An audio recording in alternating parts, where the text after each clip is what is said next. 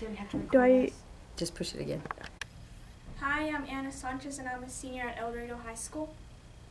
My speech today is going to be over persuading people to exercise. I strongly believe in exercise and keeping your body healthy because our body is very complicated and it can bring serious health problems that can be fatal. And my grandfather died from obesity, actually diabetes, but it was a cause of obesity. And diabetes is like a very serious, I guess it's disease, because it like ruins everything in your body. Like you can go blind from it. There's all kinds of horrible things that can happen. And you need exercise because your heart is a muscle and we need to keep that going because it's a very important organ in our body. And we can do cardio to keep it healthy and good, yes. According to healthdiscovery.net, if you don't use your body, you will lose it. Muscles will become flabby and weak. Heart and lungs won't function efficiently. Joints will be stiff and easily injured. Inactivity is as much of a health risk as smoking. Lack of exercise will make you feel really bad because it has to do with your self-esteem. If you exercise and your body looks good, your self-esteem will be high, and if you don't, you'll feel like you're not doing anything productive. You'll get fat, and if you don't eat healthy, the same thing will happen. So if you want to look good and feel good, exercise is a good way to go. According to vitalco.net, exercise can improve memory, speed up our reaction time, improve balance, increase flexibility, increase bone strength, and protect against fraction and improve our psychological health overall. Exercise means that you go to the gym or go running, but it's a little different from physical activity because physical activity is when you're like cleaning your house, washing dishes, painting a house, or anything, or playing a sport. They all fall into the physical activity category. According to planforyourhealth.com, physical activity encompasses any movement of the body in which your muscles are contracting, your muscles contract and your metabolism increases. Exercise is a subcategory of physical activity. You don't have to go run around the block or go to the gym or anything like that because you can easily be cleaning your house and that'll be some exercise for you because you're moving around and that's good for your body. Getting at least like 15 minutes of physical activity or exercise can make you feel great, and lifting weights will also make you feel great. Lifting weights can help raise your metabolism, strengthen bones, make you stronger, increase muscular endurance, and it can also help you avoid injuries and improve coordination and balance. So exercise will never be bad for you, so I strongly suggest that you exercise to keep you healthy and you can live longer for sure. Thank you. My name is Maddie Bilber and I'm a senior at Eldorado High School. Today I'm making a speech about how we should ban tobacco smoking products. Throughout my 17 years of living, I've been around many smokers. It's scary because the two who are the most important people in my life, those are my parents. They smoke about 1 or 2 packs a day, and it's really bad for them. It scares me because both my grandparents, I had to watch them go around their house hooked to wires one was connected to an oxygen tank and the other one was in their nose. And it had to help them have oxygen because their lungs couldn't do it for them. And it scares me because that can easily happen to my parents. If it happens to my grandparents, it can happen to them. When I was 13, my grandparents were put in a nursing home, and recently after that passed away from emphysema, which is a disease caused by smoking. I hope that you can help me in the process of banning tobacco products so no one has to lose a loved one like I did to something like that.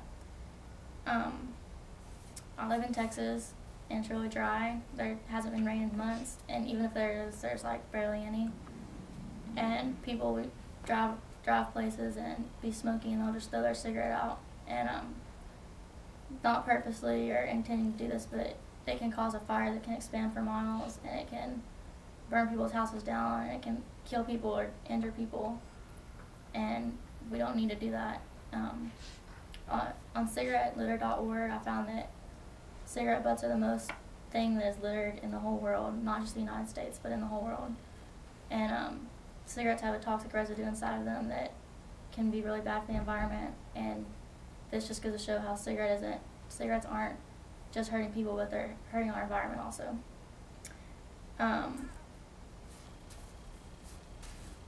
There are many different ways to smoke tobacco. You can smoke out of a pipe, a cigar, and a cigarette.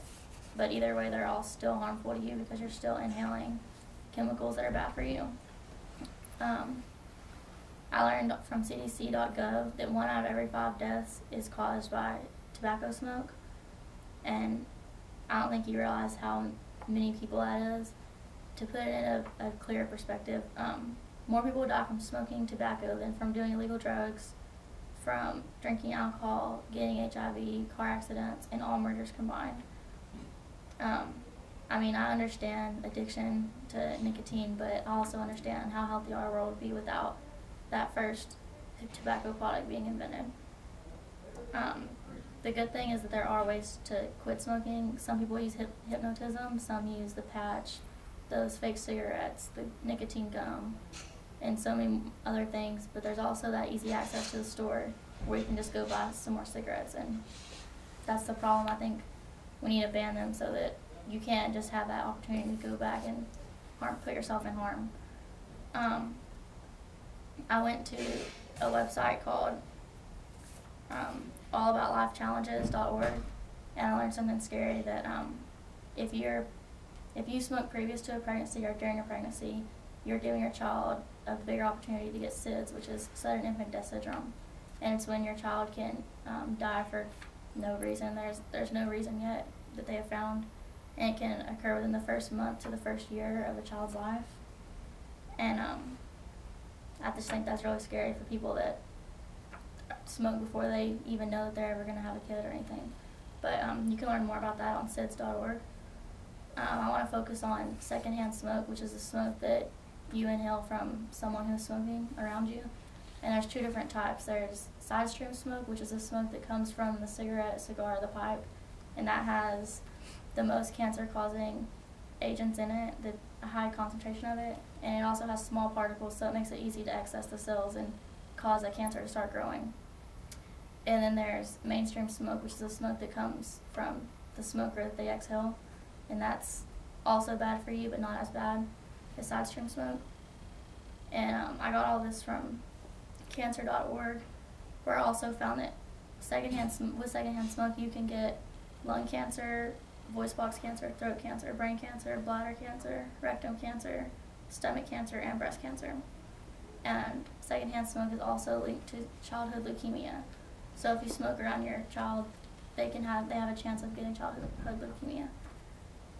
This just goes to show that smoking doesn't only hurt the smoker, but it hurts the people around them. This speech isn't about blaming smokers for anything, but it's about helping them, and I hope you understand that. Thank you. Hi, I'm Ashby Ragsdale, and I'm a senior at Eldorado High School. And my speech is about drug testing for welfare, unemployment, and housing benefits and food stamps. In some states, drug testing is already a top priority for people wanting to receive welfare benefits.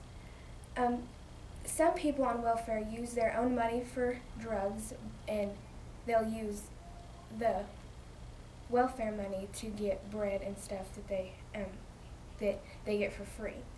And responsible people actually use the welfare money because they don't have their own money to support their family and to help them get through the day and get through the week.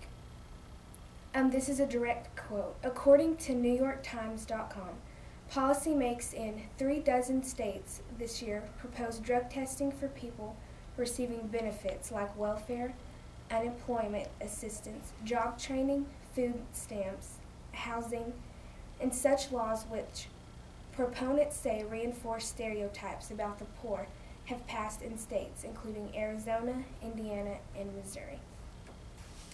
If they fail their drug tests, then the government should no longer support them. And if they do pass it, then they should be able to be reimbursed and receive all the benefits. This is another direct quote. According to NewYorkTimes.com, working people today work very hard to make ends meet, and it just doesn't seem fair to them that their tax dollars go to support illegal things, says Ellen Brandom, a Republican state representative in Missouri. Drug testing to receive employment should be for not wasting money on people who are too lazy to get a job and who just don't care. Drug testing to receive unemployment should help out the people who really need it and who really do need the money to buy food for their children every day and to pay their water bill and whatever. They get everything free, so. And passing with no problem should lead to being reimbursed. If you pass, you should be reimbursed, and if you fail, then you shouldn't be able to be reimbursed, but also you have to wait another year to be able to try to pass the drug test to receive benefits the next year. My sister and her husband, they were on unemployment for a while because the economy got so bad that they didn't get to keep their jobs. But my sister agrees with the whole passing a drug test to receive unemployment because she knows that she would pass it and she knows that her husband Kyle would pass it too. But it would just get rid of the people who just take up space and who use them just so they won't have to get a job. Some people really need unemployment, and they need welfare, and they need food stamps and stuff because they've just lost their job, and it helps them out greatly. If one person is on drugs who fails a drug test, then there's probably 100 more who do the exact same thing. So I think that we should cut out that. This is a direct quote. According to ideas.toptimes.com, under a new Florida law, people applying for welfare have to take a drug test at their own expense. If they pass, they are eligible for benefits, and the state reimburses them for the test. If they fail, they are denied welfare for a year till they can take another. I think that for any free benefits that people are able to receive, everyone should have to pass the drug test. Thank you.